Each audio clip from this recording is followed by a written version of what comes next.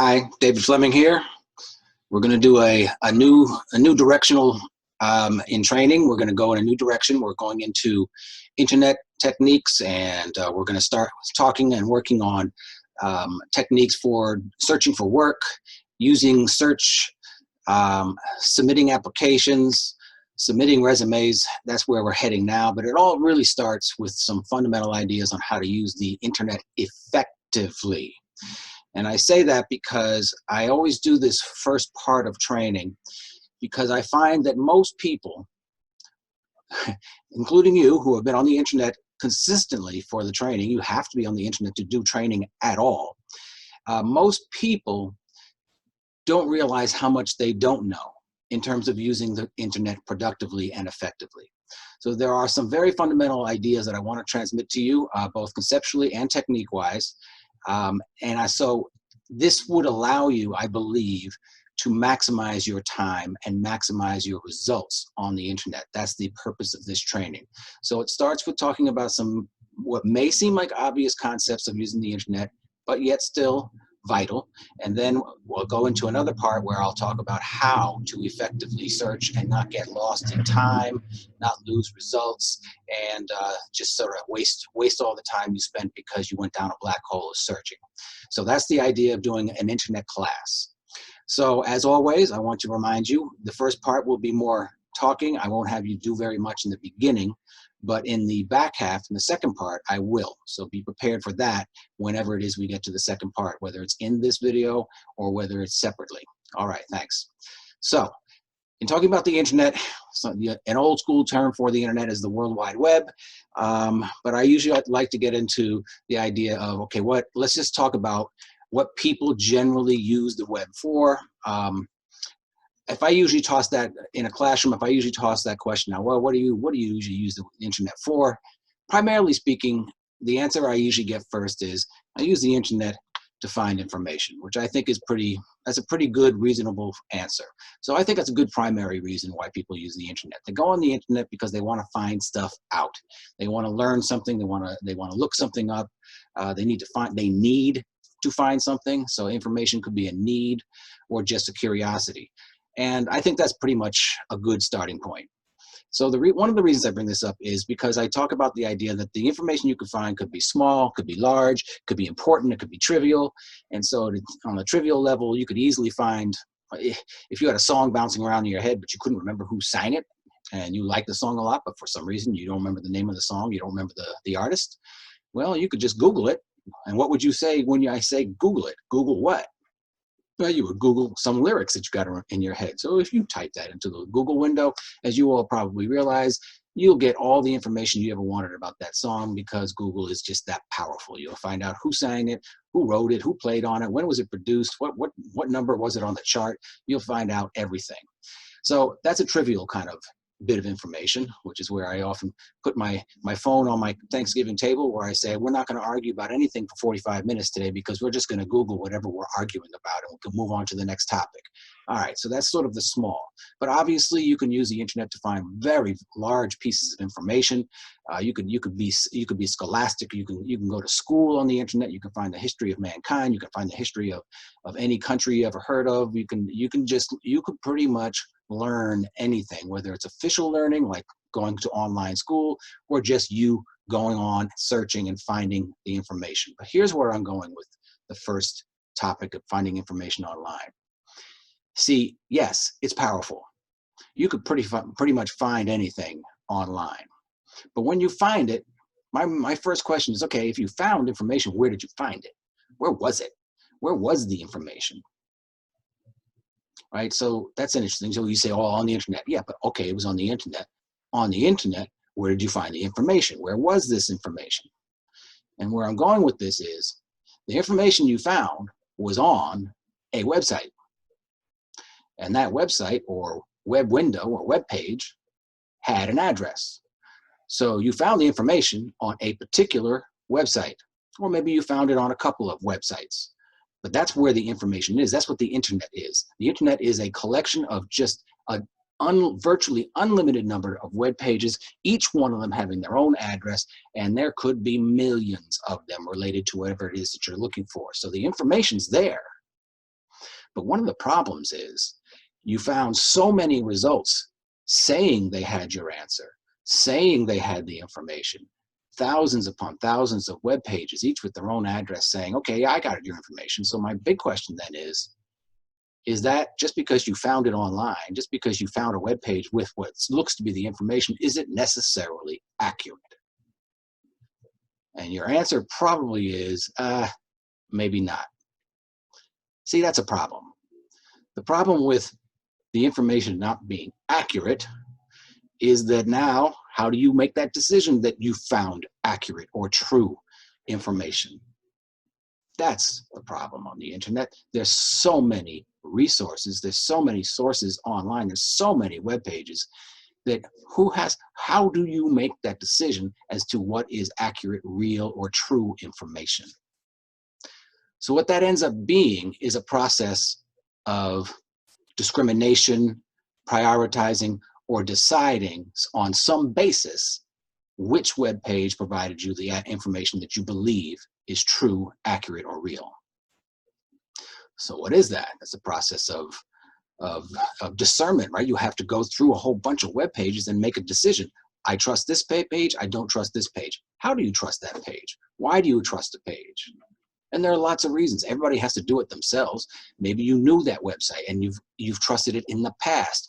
Maybe it looked like a very substantial website. It looked very official. So therefore, you felt that was a reliable source of information. Maybe there were other people who led you to it, or other people have said this is a very reliable website. But the bottom line is, you have to make that decision yourself, because nobody else can necessarily choose the web page for you, because you did the search and there are thousands of results that you got. So one of the things about the internet is the www, I often say, it's not just the World Wide Web. I call it the Wild Wild West. There's so many possibilities out there. You got to dodge the bullets, right? You don't know which ones are false or true until you have some experience, or you get some knowledge, or you develop an instinct for understanding what you're looking at, and whether you have reliable sources that you're looking at, or whether you should keep looking. And that looking process, that search process, as you go through all of these web pages, is a big deal. So here's my theory about using the internet. I'm going to lay it out right now. I'm going to come back to it many times. My running theory about the internet is every time you go online looking for something, essentially all you're ever doing is shopping. And I don't mean buying. I don't mean purchasing. I mean you're shopping. So when I say you're shopping, when you're online searching for information, what are you shopping for? Yes, information, but you are probably looking for information you can believe, information you trust. You're looking for the best web page that seems to provide you with the information that you trust. Sometimes you make it based on the fact that most websites say one thing and only a couple websites say another, so maybe you'll go with the websites that say the most things. It's again, I talked about whether you trust the web page, whether you know the website page, whether people think highly of the web page. But bottom line is you have to go through them, which is what you do when you shop. You compare, you contrast, and then you make your purchase, or then you buy the information, then you accept the information. So that's my first theory of the internet. I'm going to keep coming back to that idea because it's really difficult to make those decisions and to develop those instincts. That's my first point about finding information online. All right, so let me go through a few more things. Obviously, you now can find news all over the internet. News pops up everywhere. It's not like in the newspaper days where you read the newspaper every day and then you waited to the next day to find the next thing that happened, and things just seemed to take forever and nobody was impatient about how fast things were happening. Well, now, of course, you can find news every second. It could have happened 15 minutes ago. It could have happened 5 minutes ago. It could be happening now. It could be live. And there are tons of web pages feeding you news that you could go to, the newspaper websites, the TV websites, the network websites. And then, of course, all this news then gets funneled up through social media. So social media starts rebroadcasting and amplifying the news. And before you know it, you're hearing news every second that just happens up by the minute, which is different because now, when you hear the news that just happened, you're looking to find out what next happened in the next 15 minutes or the next hour. By the time you heard about this news the next day, like you used to, it's old news. So my primary point about this is that pace of news delivery, the fact that we get it so fast, has made us very, very impatient. We've lost we've lost our patience and our attention span because of the pace of news, and primarily that's because of the internet, because it can get shot out as fast as it can happen, and then you check it constantly because you can access it as many times as you want on your phone, on a tablet, on your computer. And we're just flying. We're out of our minds now because of the pace of news. And then there's the problem of how do you trust the news? How do you make the decision that the web page that you're trusting for your news is accurate or not? Who makes that decision? You do, which is not necessarily easy. And it also causes all sorts of problems in our society because everybody's reading different news. I don't believe this news, I believe that news. Well, you believe that news and don't believe this news. So we're all divided up, and that is also another feature of how the internet has changed things in relation to also news. All right, what else can the internet be? Well, here it is. You can actually shop online, of course. Yes, you can shop online. So yes, you can buy anything online. You can purchase things online. And when you purchase things online, you are literally shopping. So this is a literal shopping expedition, but I remember shopping when I would walk to the store, of course. Sometimes I still do that. I know where the store is. I walk in, and I compare the items, and I touch them. I find out, I try them on, I find out what the price is, I ask questions, and I buy it, and I go check out, and I walk out. That's shopping. But online, it's a little different. If you were shopping, let's say you wanted to go shopping at Macy's, where do you go online? Well, you go to the Macy's homepage. And there are thousands of Macy's all over the world. At least there were until this pandemic. So we have now thousands of stores to choose from. But on the internet, there's only one web page for Macy's, the homepage. So that's different. You just go to one homepage, even if there might be hundreds or thousands of franchises all over the place, or Macy's all over the world. So, okay, one web page for all of your shopping at Macy's. So when you go into Macy's and you shop, you click on the different items. You have categories, you have different departments. You click on the items. You can even zoom in on them and turn them around. You can compare the prices, of course, right? You can see if they're available. You can see how fast the shipping would be. You can do your shopping.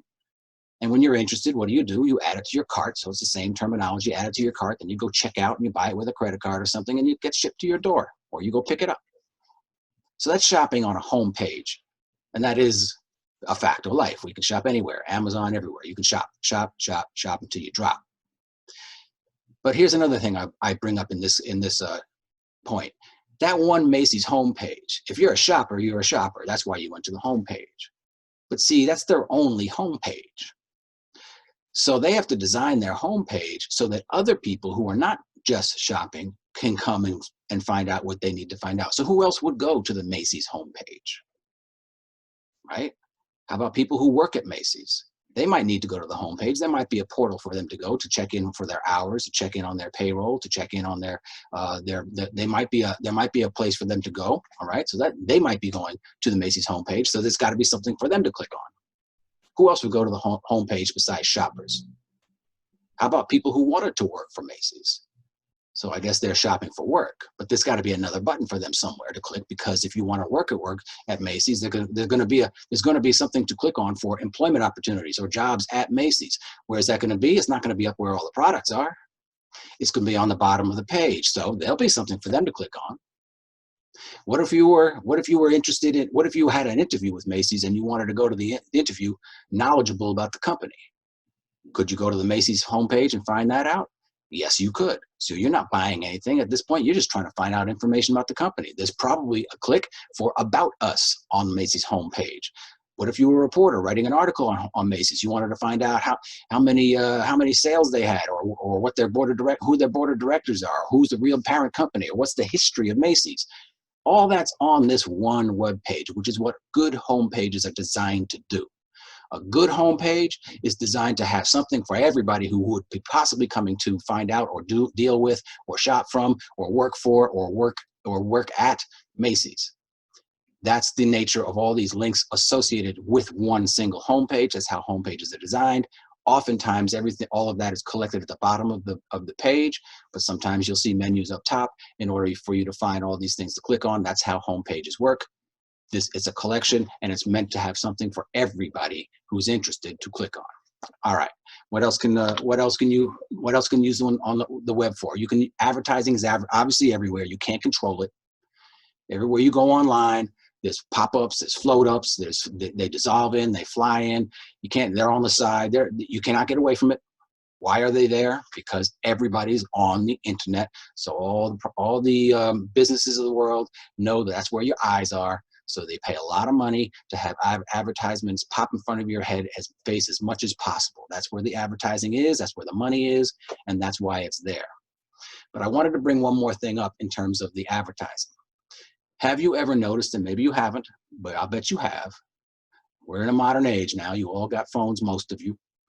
So when you've maybe clicked, maybe you bought sneakers, maybe you were interested in a TV, you've clicked around looking at TVs.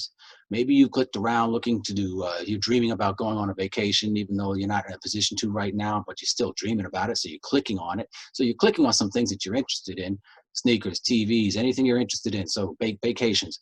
You've clicked on them. Have you noticed, or maybe bought something, have you noticed that for the next 3 months of your life, every time you go online, every time you go onto your social media page, all you see are advertisements about that particular product, sneakers, TVs, vacation? That's all you see, which is really spooky. So what that brings me to is the idea that they seem to have known what you've clicked on, whoever they is. They seem to have known that you've clicked on these things, and they think you'll buy one or look at it every day of your life, so they make it happen. How does that happen, and what does that mean for us? Well, in a sense, yeah, they do know where you've clicked, which also should lead you to the idea that whenever you're on the internet, you think you're all by yourself and nobody's watching whatever you're clicking on. But in truth, they know, because your clicks are being collected. So it's not so much that somebody is watching you click, it's that your clicks associated with your phone, your computer, your laptop, your tablet, your clicks are being collected in a vast database. That's a fact. So now you know. So when someone wants to know what you clicked on, it is possible to find out. So that's how the advertisers find out. They're interested in what you've clicked on, because then they think they'll be able to know what you're interested in buying. They pay money for that information. So that's one way to look at it. Who else is interested in your clicks? Sometimes the law is. They can get warrants to find out what you've clicked on. It's not that hard to look up as well. So sometimes it's the government for law. And let me throw something else at you. You know who else is interested in your clicks? Employers are interested in your clicks. Yes, they are. And they're willing to pay money, not too much for that matter, to subscribe to software programs and companies that will be happy to look up your clicks for them. Either they do it themselves or they'll pay to have it done. Now, about 70 to 80% of employers will look this up before they ultimately decide to hire you. You need to know this. So what does that mean for you? If you think about what's on my Facebook page, guess what? They could probably find out. They could look at what you've been tagged on, what you've commented on. Maybe they can even get into your Facebook and get into and see what your profile looks like. And you think to yourself, what have I put up on my Facebook page that an employer would not be too happy about? Would not be interested in bringing that kind of that activity into my workplace? It's possible that's up on your Facebook page, or it's possible that you've commented somewhere else, or that you've tagged somebody else's pictures. That's social media. It's all out there. What you've clicked on is researchable. Google yourself someday. Sometimes stuff pops up. Sometimes it's not accurate, but you need to know it. So what I'm saying to you is not to stop using the internet or even social media. What I'm saying is, as you are now in the job market, be aware. Be aware that what you've put up and what you click on could impact your possibilities for employment. If you were bragging about skipping work for 2 days and you put it up on social media, see, that could be a problem. And you can probably imagine all sorts of other things that you might have put up or you might consider putting up that could be a problem. So I'm just encouraging you to start thinking about what you have up and what you might take down, what you might not put up, because now you are in the job market. It's a thought. I'm not telling you what to do. It's just a really important factor for you to consider as you are now in job search. All right. Now you know. Don't say you didn't know. All right. The web could be used to preach. I use this terminology to sort of get your attention. I'm not obviously talking about religion. I'm talking about basically you can say whatever you want to on the internet, can't you? But how? But where? Because here's the thing. The internet is not limited to the Macy's of the world. Anybody can have a website. So that's one thing. You could have your own website. You could say anything you want on that website. There's no particular restrictions. There's hardly any internet police. So you could have your own internet page. You could sell stuff. You could preach. You could say what you think. You could say what you believe. You could share what you like. You could also do that on your own social media pages. Obviously, your social media page, if it's a Facebook page, Instagram, that's your basic page. That's your page. It's supposedly closed to your friends, but lots of people can come see it. So you're sharing what you're interested in. You can say what you want. You can have a blog spot, which is a very similar thing to an internet page. You have a blog spot where you can put up whatever you want. If you're interested in cooking, you put up cooking pictures and food and discussions of food or your own recipes, whatever. You're sharing it, and you're sharing your if you're a writer, you put up your if you're a poet, you put up your poetry or put up poetry you like. You put up what you're interested in, right? You can pretty much say or do or put up or share anything you want. Sometimes you can make money at it. If your YouTube goes viral, you might make some money at it. You can opt in for advertising. You become an influencer. You get companies chasing around you because people follow you, so they'll pay you money to endorse their products. You can sell stuff. If you're a musician, you can sell your music. If you're an artist, maybe you can sell your painting. So look, you can say, produce, share anything you want. But who are you doing it? Why are you doing it? Because you want to. So the reason you're doing it is you want people to see it. So you're looking for people to click on your page. Now, normally speaking, not a whole lot of people will click on your page, but it could increase and it could go viral. So that should be a good thing. But why did people click on your page? Because they were interested in what you were interested in. That's how the internet is basically set up. You go to and look for what you are interested in. That's what everybody does. And you produce on the internet what you're interested in so that other people who are interested connect. All right, so that's basically how the internet works. You don't go to web pages you're not interested in. You go to web pages that you're interested in. And you go a lot to web pages that you're very interested in. So that's how people work and collect and connect on the internet. It's based on interests, shared clicks, okay? All right, that leads me to the idea that, of course, you can people organize on the internet. You can organize parties on social media. That's easy enough. You just sort of start talking about it. People start clicking and saying, yes, let's do it. Campaigns organize themselves on the internet. People come to the campaign website. They say they want to join, volunteer, donate, all sorts of things that you can do. They're organizing you there. Protests are organized these days. It doesn't take 6 weeks or 2 months to organize a protest like it used to in the old days. It happens instantaneously because people who are interested in the topic that just popped up, if they're mad enough, they can show up today because there's an announcement online because you've been clicking on an internet page that shares that idea. And everybody knows where to go and what to do and whether to move or whether to bring a sign or whatever. I'm just talking generally speaking. If you think about how many things get organized so fast these days, that's how the internet is working. It's because people are going to these pages and to these sites and these social media sites because they're interested in the same topic.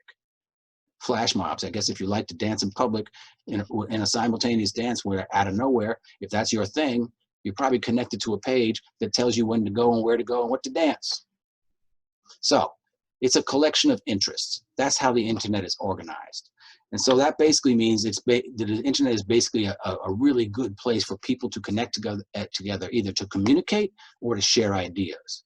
So we're talking about email is an internet function. Social networking is certainly an internet function.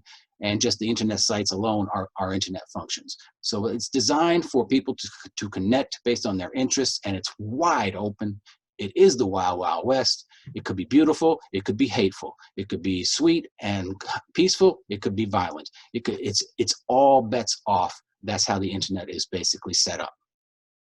And if I finally stopped here at the end of this conceptual discussion, if I said the internet allows you to connect one website to another website, what am I talking about?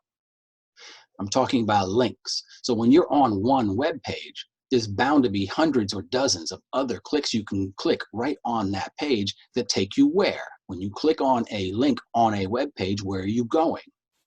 You're going to another web page, which also has its own address. Every web page has its own address. So every time you click a link, you're jumping from one web page or one address to another address, and then on the next page it's going to be something for you to click on. So then you click on to the next page, and before you know it, you thought you were searching for work, and the next thing you're doing, you're booking a trip to Hawaii because you got distracted, or you're looking at puppy pictures, puppy videos, because you got distracted, because it's so easy to click from one page to another. Before you know it, you lost your place and you spent 2 hours actually accomplishing nothing. Sometimes that happens. So that's a thing. They used to call it surfing. You get lost in your search, you go surfing, before you know it, you spend 2 hours actually doing nothing effectively. So I want to address that, and I want to address it by talking about how it works, how the system works, technically speaking, and I could show you where I'm going with that. I'm going to talk about what the address is on the internet. So I'm going to pause here because this is a good stopping point. It is possible that I will resume with another video, or I'll just kick into the next half after you've taken a break and I've taken a break, and you'll continue on this video. You'll know in your instructions.